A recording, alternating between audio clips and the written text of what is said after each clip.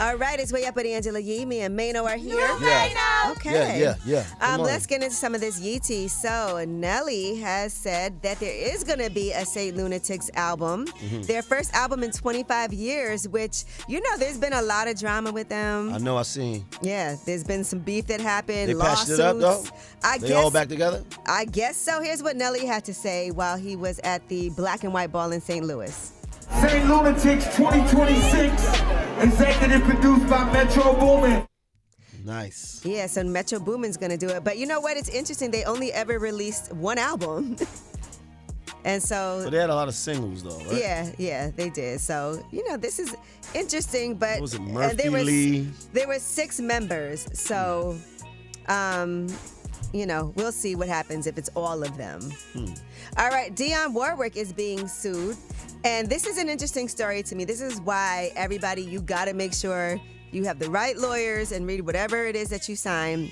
She's facing a lawsuit because allegedly she has turned her back on a rights management company. They negotiated her deal. So you know how Doja Cat, Paint the Town Red, she sampled Dionne Warwick, Walk On By, for that song. Right.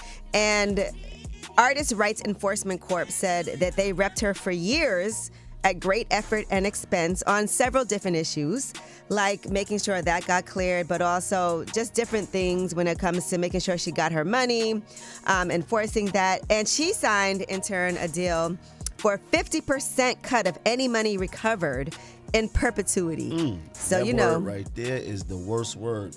For all my young artists out there, stay away from that word. Anything that says in perpetuity, stay away from that. That means forever. That means forever. All right, well, arrangements, according to Billboard, like this are not unheard of in the music business. So a lot of times artists don't pay any upfront money for the lawyers to go and recoup that money for them, and then they may sign a deal like that. I think, first of all, 50% is already a lot. 50% is horrible. And then in perpetuity.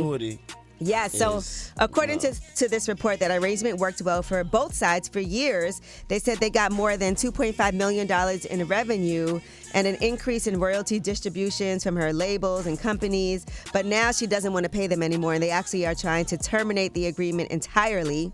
And they said they did all their part, so she signed this, and you can't get out of it. So I don't know what's going to happen. She'll have to go to court, but probably another lawyer probably looked at that and was like, oh, what is this? Yeah, like you're still paying all that money. In the meantime, The Weeknd has closed his catalog partnership deal with Lyric Capital and is said to be around $1 billion that he got for that. And it's a unique deal that is supposedly setting a new standard for artist equity and control. And I think those are the main things right now that artists and creatives are thinking about, equity and control. I understand the need to get $1 billion up front so you can invest and do a lot of things with that money, but you also want to make sure you're not, you still have some type of control.